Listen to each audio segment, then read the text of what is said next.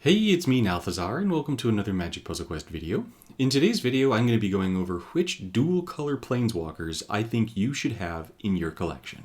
So, let's get into it.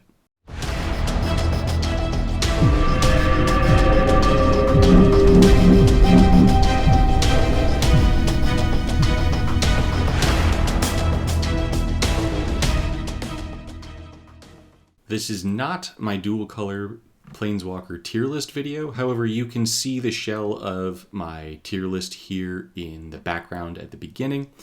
In this video, I'm going to be going over specifically the walkers that I think you should have in your collection, along with a few honorable mentions. I've put the walkers in these tiers and categories based on how often I'm using them, how effective they are at achieving objectives in high-stakes events, how often I'm running up against them, and how powerful I feel they are. Most of my grading for these walkers is based on their standard performance. However, some of them have their ratings where they are because of how they perform in Legacy. Honorable mention number 1 is Kaya Orzhov Usurper. This Planeswalker is in an excellent place in the current meta. She shuts down most of the other top Planeswalkers with her abilities. With that said, her value to me right now comes from her ability to counter other top options. Without those being top options, or with the top meta changing, this Planeswalker would drop down for me. And so as a result, she isn't a top tier walker for me. However, she's right there on the fringe. Her first ability creates an improved Burial Rites token. That's going to make it so that whenever a card goes into your opponent's graveyard, it's actually going to be exiled instead. If that card that's exiled is a creature, you're going to gain a life and your opponent loses a life. That means that this is going to hard shut down graveyard decks. So the top Planeswalkers, in my opinion, are Grist and Dack, and this ability really shuts down a lot of their kits. Her second ability can remove cards. However, because of the limitation on mana cost, I don't think it's a great ability. The third ability just outright wins you games. You move all graveyards to your opponent's exile and then do damage to your opponent and gain life equal to the number of cards in their exile. As Kaya has black in her color identity, she has a lot of cards that currently enable her to throw a massive amount of things into the graveyard, which means that you can really fuel up that third ability to take the game. Furthermore, she has white in her color identity, so if you have something like Golden Wish, you can use that to get 2 activations of her third ability, and that should be enough for you to be able to knock out most opponents if your deck is built around her kit. Although Kaya does a great job of shutting down top options, things like Grist, things like Dack, or even things like Quintorius Kand, because Red Exile is a thing, and Kaya definitely punishes the Red Exile decks heavily, she's not altogether new player friendly. I think that for Kaya to really shine, you need specific cards that are going to enable her to get a lot of loyalty and mana. Cards like Golden Wish, cards like Mystical Teaching, cards like Breach the Multiverse are all cards that are really going to shine with Kaya Orzhov Usurper. And without cards like that, she really doesn't perform as well as you'd want her to. With that said, if you have the right pieces to make her tick, and if you ever see yourself going up against a top Planeswalker, something like Grist, something like Dack, something like Quintorius Kand, you can just auto-swap to this Planeswalker and know that you're going to have a much easier match just because you're using this walker against them. I think she's very good, but I think she's just missing a little bit of secret sauce to be an S tier walker. That said, she's like an A+ tier walker for me, or an S-, somewhere in between there. My next honorable mention is going to be Garruk Cursed Huntsman. This Planeswalker used to be what I felt was the best Planeswalker for new players, hands down. And as it stands, I think that there are other walkers that have crept this one a little bit. However, with that said, this Planeswalker is still an amazing first option for newer players. This Planeswalker does a little bit of everything that you'd want from a Planeswalker. He's got a very solid health pool at 123. The mana gains are okay. The abilities are devastating. The second ability destroys a creature, gains you life, and draws you cards. As Planeswalker removal abilities go, this one is top tier. It keeps you in the game, it gives you cards, and it gets rid of your opponent's creatures. It does a lot of good stuff. The third ability can just outright win you games on its own.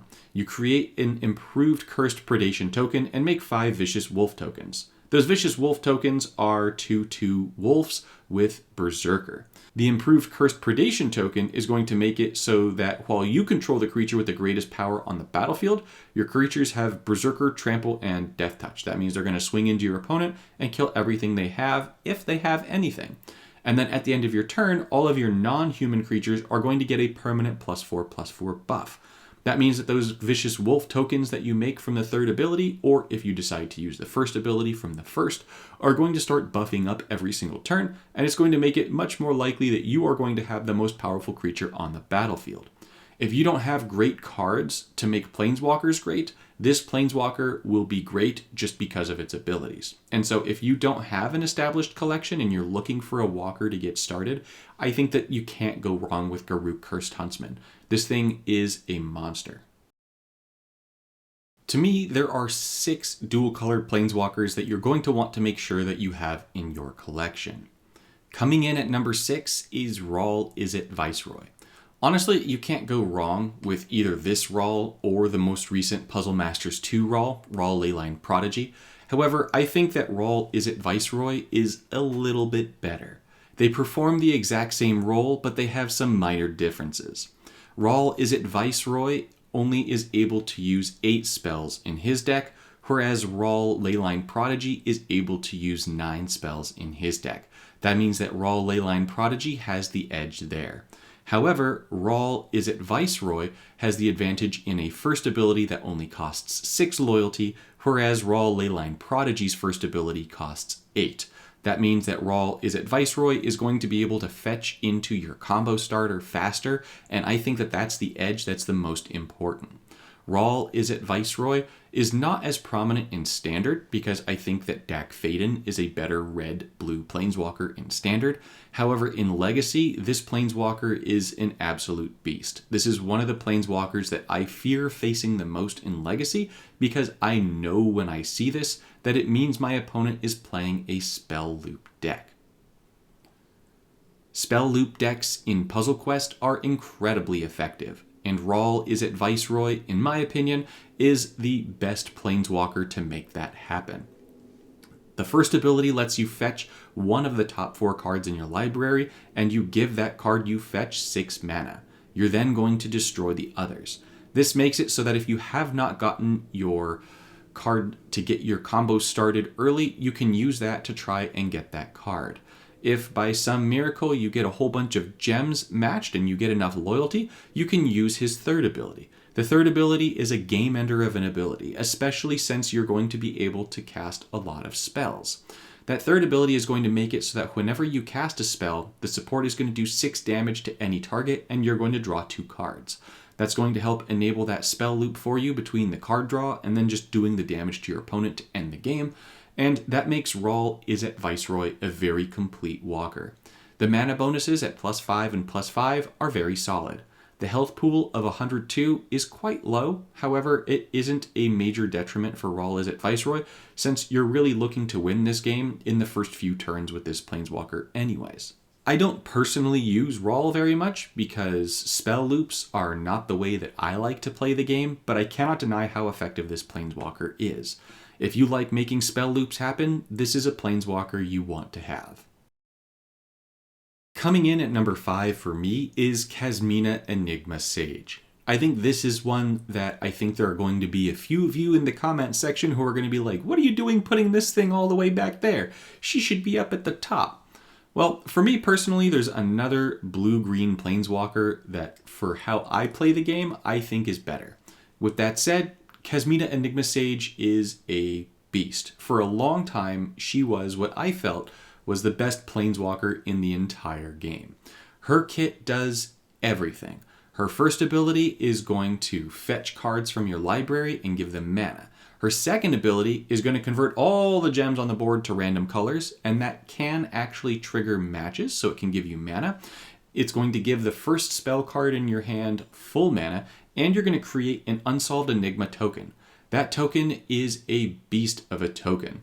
It has Adamant red and white, blue and red, blue and green, black and white, and black and red. Basically, as long as you match 2 or more different colors in your turn, you're going to trigger the adamant effects. And when you do that, the support is going to give you options for free cards that you just get to put in your hand. They're not free mana-wise. You just get to put them in your hand and then you fill them with mana and you cast them. But those cards do a wide range of things. They can get rid of creatures. They can get rid of supports. They can empower your creatures. They can enable you to fetch more cards from your library. They do a whole bunch of things. That Unsolved Enigma token is fantastic. And then, as if to try and hide the fact that it has another ability on top of all the other things that it does, at the bottom it makes it so that when you activate a loyalty ability, you're going to re-enable all of your Vanguard abilities. That means that all your Vanguards on the battlefield are going to be able to use their abilities multiple times per turn if you use one of Kasmina loyalty abilities after using the Unsolved Enigma ability. So you get the token down, and then any activation of any of her abilities is going to enable you to activate your Vanguards again. That is very powerful. The third ability is going to draw you cards, and then it's going to increase all of your non-spell cards level by an amount equal to the number of cards in your hand. Furthermore, it's also going to buff your creatures, and it's going to give your supports more shields. Kasmina does a ton for you. With that said, there was recently a tweak to Kasmina's second ability that made it so that her second ability no longer converted all gems that had supports, activate, or improve gems, and so as a result, her second ability is converting fewer gems than it did when she came out, and for me, that tweak is enough that I think that the other blue-green Planeswalker that I'll go over in a minute has outclassed her for me personally. With that said, there's still an excellent argument for her being one of the best Planeswalkers in the game. If you don't have this Planeswalker, she's absolutely worth a pickup. If you do have this Planeswalker, I bet that you use her a bunch because she is just that good. She enables a lot of strategies, and she also covers up for weaknesses in your deck by the Unsolved Enigma token getting you the cards that you need when you need them. Kasmina Enigma Stage very much deserves her place as an S-tier Planeswalker. She is excellent for new players who don't have established collections because of the flexibility that her kit provides, and for players that do have more established collections because she can make the most of some of the most powerful cards in the game. Things like Tempt with Discovery, things like Coalition Victory. You just freely get mana, you freely get gem swaps, which is going to give, not swaps, matches, which is going to give you loyalty, which is going to enable the ability again, and you can make some really nasty gameplay loops using this Planeswalker. Coming in at number 4 is Quintorius Kand. This elephant rose to prominence with the release of Bloomburrow. Bloomburrow brought some excellent exile support into the game for the best exile-themed Planeswalker. Kand's first ability is going to exile the top 9 cards from your library and give them the Lorehold emblem. Then you're going to gain life equal to the number of cards with the Lorehold emblem in your exile, meaning that if you spam that first ability winds up gaining a ridiculous amount of life. It keeps stacking throughout the game, which can make killing a Quintorius Kand very difficult. The second ability makes Archaeological Spirit tokens. They're 3/2s with Defender. They're solid, they're not great, however they can be helpful for summon objectives, and so there are times where you're going to run Kand, and you can just use that second ability to achieve an objective that you would otherwise need to build into your deck. The third ability is going to do damage to your opponent's creatures and planeswalkers and convert gems to red equal to the number of cards with the Lorehold emblem in your exile. You're going to get those by activating your first, so Kand is a planeswalker where you're going to want to activate the first a bunch of times in the early game, and then if you want, you can activate the third to try and end the game. You're also going to make a Lorehold's Sigil token by activating the third. It's a support with 2 shields and cannot be reinforced, meaning that every time you activate that third ability, you're going to get a new copy of this on the battlefield. And it's going to make it so that at the beginning of your turn, you're going to deal damage to your opponent and destroy non-red gems equal to the number of cards with the Lorehold emblem in your exile.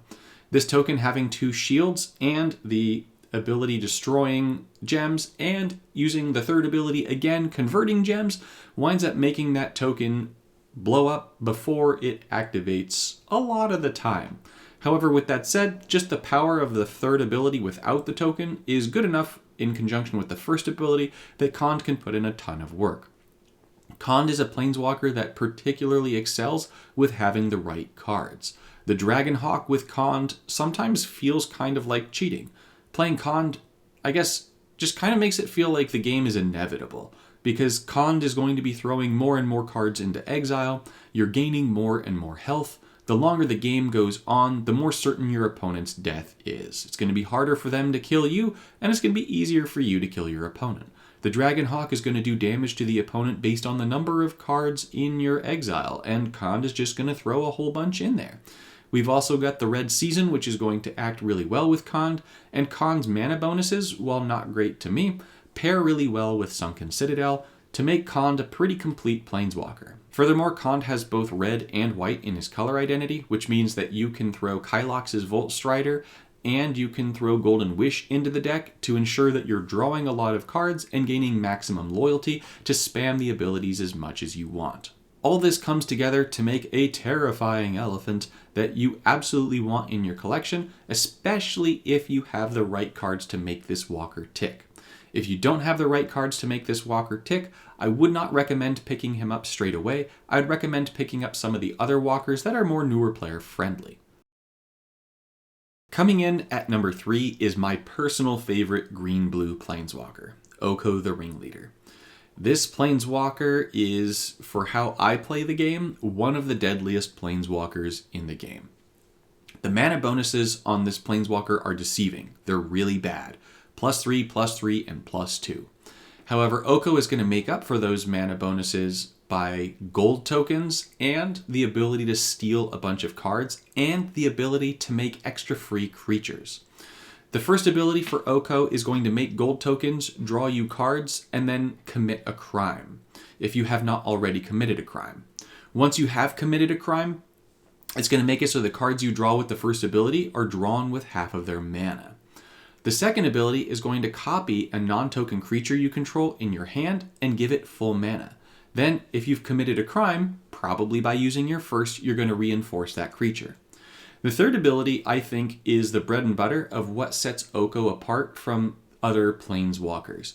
You're going to make 3 Grand Heist tokens. Those Grand Heist tokens are going to make it so that whenever a gold token is destroyed during your turn, you're going to steal a random card from your opponent's hand and give it full mana. If you can't steal something from their hand, you're going to steal it from their library. At the beginning of each of your turns, the support is going to lose 1 shield.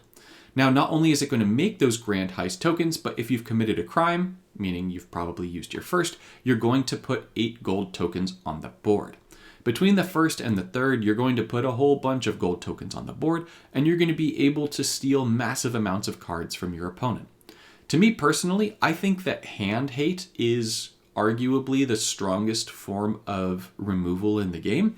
Limiting your opponent to make it so they can't play things is just absolutely devastating. Especially because if your opponent can't play things, you don't really have to worry about how strong their deck is. Since Oko steals your opponent's deck, Oko gets stronger the better your opponent is. Meaning that if you have a good deck, you really don't have to worry about your opponent if they have worse cards than you. And if they somehow have better cards than you, or even just really useful cards, they're going to become yours anyways after using the third ability. Green has a lot of ways of generating loyalty with ridiculous amounts of conversion, and so I find that getting to the loyalty abilities on Oko is pretty easy. Oko has ways of generating tempo by drawing cards and getting mana, by creating copies of creatures and giving you more free creatures that you can cast for cast objectives, reinforcing those creatures to empower them to give you a win condition, and also insane control with the third ability. I think that Oko the Ringleader is a complete package, whether or not you have an established collection or if you really don't have anything in your collection. Because if you're going up against better players, you can just play with their cards. So honestly, I think that Oko the Ringleader should be in everyone's Planeswalker collection. This walker is amazing. Coming in at number 2 is probably my most used Planeswalker right now, and that's Dack Faded.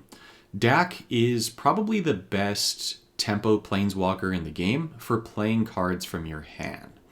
Dack's abilities are all very reasonably costed at 6, 8, and 13. The mana bonuses as a +5/+5/+2 spread means that you will pretty much always have a swap on the board that's going to get you a considerable amount of mana.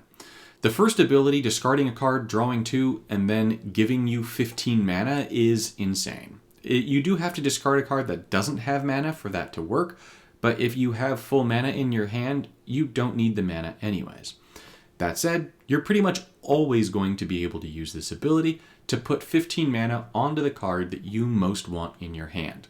On top of that, it's going to be a net positive in cards, and because you're discarding, you're putting things in the graveyard, you're filtering things out, you're going to make it so that you're going to get the cards that you need to play. Not only that, you're going to enable yourself to play the cards that you need to play. Most of the time when I'm playing Dack, I just spam the first, and I wait to get the cards that I need, I achieve my objectives, and I defeat my opponents. The second ability at 8 loyalty, destroying an opposing support at random, is really sweet. Being able to get rid of your opponent's supports is always a nice thing. If that support is a non-simple, non-artifact token, you actually get a copy of that, and you reinforce it 3 times. If not, you're going to deal 8 damage to the first opposing creature, meaning that you could potentially use this ability not only to destroy your opponent's supports, but get rid of their creatures. I don't use Subterfuge Mastery as much as I use Prodigious Skill, but it's still a nice thing to have in the kit. Finally, the third ability is going to create 3 Ancient Dagger tokens and do damage to your opponent's Planeswalker equal to the number of artifacts you control, including their reinforcements. The Dagger token is going to make it so that at the beginning of each of your turns, you're going to gain mana equal to your opponent's greatest mana bonus. That means that against most walkers, you're probably going to be gaining somewhere between 4 and 6 mana. There are things like Moxes that are going to increase their mana bonuses. There are things like Sunken Citadel that can increase their mana bonuses. There's Tamiyo, which can massively increase her mana bonuses. This gives you a fluctuating amount of mana. It's not tremendous for a mana gain standpoint. You're definitely going to be using your first for that, but either way, it's nice to have. Furthermore, it's going to punish your opponent for converting gems. It's going to make it so that whenever they convert gems during their turn, you're going to increase the level of this support by 1, and then at the beginning of your turn, you're going to do damage to your opponent's Planeswalker equal to 3 times this card's level. At the beginning of each of your turns, it's going to lose a shield, but it comes into play with 12 shields, so it lasts for a long time. At only 13 loyalty, you're going to be able to use the ability multiple times if you want, and so as a result, you're going to be able to keep it on the battlefield. With that said, the ability for tempo that Dack is able to generate with the first ability definitely puts Dack head and shoulders above most of the other Planeswalkers in this game. Furthermore, blue and red are currently in an amazing place in the game. They have things like Kylox's Volt Strider, which I think is a card that kind of makes me want to play red or blue in every single deck. If it doesn't have red or blue, I'm sort of drawn away from it a little bit right now just because of how strong that card is. It gives you cards, it gives you mana, it's phenomenal. Furthermore, you've got access to what I think is arguably the best removal card in Standard right now in Chaos Warp, as you can just wipe your opponent's side and get free cards from it. You've got access to the Dragonhawk and Rakdos, which are 2 of the strongest cards in the Standard right now. And so Dack is just able to put in a ton of work. You're able to get a bunch of cards, you're able to get a bunch of mana, which is going to enable you to play a bunch of cards, which is going to help you achieve pretty much any objective that you want. Dack is a Planeswalker that I think you should have in your collection. The only thing that's going against Dack is really only as strong as your collection is, meaning that if you don't have a very good collection, Dack is not going to be quite as strong. But if you wind up getting any powerful blue or red cards, you can go off to the races and Dack is going to carry you there. So, Dack, phenomenal Planeswalker, you want this. Coming in as the #1 best Planeswalker for dual-colored walkers is Grist the Plague Swarm. You may have noticed at the beginning of the video that I had Grist in her own tier as an S+ tier Planeswalker. S+ to me is a tier that could use a little bit of a tweak. If Grist got tweaked even a little bit, I think she would still be the best dual-color Planeswalker. For that matter, I think that me saying that is probably going to generate a bunch of grumping buzzing about how Grist is fine as she is. And if you are a person who has that opinion, that's totally fine. Grist the Plague Swarm has 136 health. She's got a very nice split of mana bonuses at +4, 3, 2, and 1 with no negatives. Her abilities are all very low costed at 6, 9, and 15, and all 3 of her abilities are S to S+ tier abilities. The first ability destroys cards from your library, corrupts gems, which is the Black Puzzle Master's improved gem. It makes it so that you can play cards for free from your graveyard by matching them. And then is also going to return the last creature card from your graveyard to play and give it the insect subtype. That means that you can realistically just spam that first ability to get free creatures every single turn for only 6 loyalty. You're also going to add cards to your graveyard, and you're going to corrupt gems. Any objective that's just sort of like an easy objective, Grist is probably the best Planeswalker for you because it is the easiest Planeswalker to net wins with. Getting free creatures, throwing more things in the graveyard, and making them sort of immune to removal by just bringing them back for only 6 loyalty is absolutely crazy.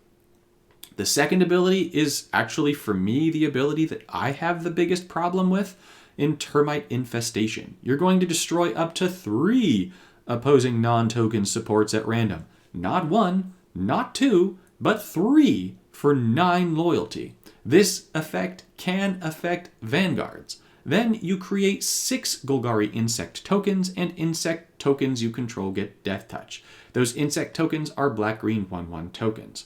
This is by far the best support removal ability in the game. Bar none. We've got Vraska, who for 9 loyalty destroys 1 support. Grist destroys 3, and specifically targets non-token supports. So if your opponent's playing a bunch of gold tokens or clue tokens or what have you, don't worry about it. You're going to skip those. You're going to go for the good stuff. And since most of the best control in Standard right now is a support, things like Demolition Field or Desert or Assimilation Aegis, this just wipes the floor with them. I think it's really good to have a Planeswalker with this kind of ability. I just think that 9 is too cheap for that ability, especially for a Planeswalker that has green in its color identity and is able to generate so much mana and loyalty as a result of having green. To me personally, I think that Grist's first could cost 7, her second could cost 12, and she would be a perfectly balanced Planeswalker. That said, I still use Grist a bunch because Grist is just so dang good. There's just nothing going against Grist.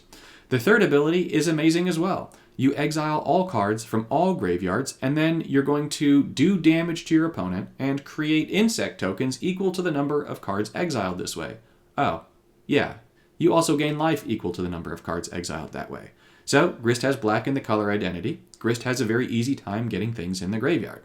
Grist's first ability is going to put more things in the graveyard. You've got access to Gather the Pack, which everyone has in their collection because Grist has green. You can freely throw creatures in your graveyard. You can have all the things in your graveyard that you need to win the game. And it's very hard to stop this machine from overrunning you. Now, this Planeswalker is not especially great in Legacy because it doesn't have blue in the color identity. However, with that said, even though it's not the best Legacy Planeswalker, it can still put in a tremendous amount of work there. It's just winning on the early turns in Legacy is different than winning on the early turns in Standard. In Legacy, you're looking for a turn 1 win, and in Standard, you're looking for, depending on your objectives, somewhere between a turn 3 and a turn 5 win, at least in a fast event. In some slower events, you're looking for it to be a little bit slower, and Grist is absolutely the best Planeswalker for winning quickly. This Planeswalker is a beast. If Grist does not get touched and tweaked, that's fine. Not a big deal. It wouldn't bug me. However, I will say that with how she is right now, she definitely does bug me. I am terrified to face this opponent because I know that my opponent is going to be running Galta and then some combination of Tortoise, Brawler, what have you, and it's going to be really difficult to deal with. With that said, is Grist a great Planeswalker? Yes, I have a tremendous amount of respect for this walker. She is amazing. She doesn't need great cards to be amazing. If you're a new player, if you're a veteran, if you don't have this Planeswalker, get this Planeswalker. This is the #1 must-have Planeswalker from this list. Doesn't matter what you have, you need this. That's it for which dual-color Planeswalkers I think you need to have. There are many other dual-color Planeswalkers that are worth having. I'm just highlighting the ones that I think you need to have. All of the dual-colored Planeswalkers in the A tier are exceptional Planeswalkers. The Planeswalkers in the B tier are even very good Planeswalkers. There are even some in the C tier that are pretty solid. But with that said, This is more just a guide for what to prioritize and target, and then anything else that you want is up to you. I will be making a complete tier list with my explanation for my rankings and all of that in the near future, so keep an eye out for that. I'm also going to be making the tricolor and colorless version of this video where I go over which of those I would prioritize as well. As always, thank you so much for tuning into my videos, and I'll see you in the next one.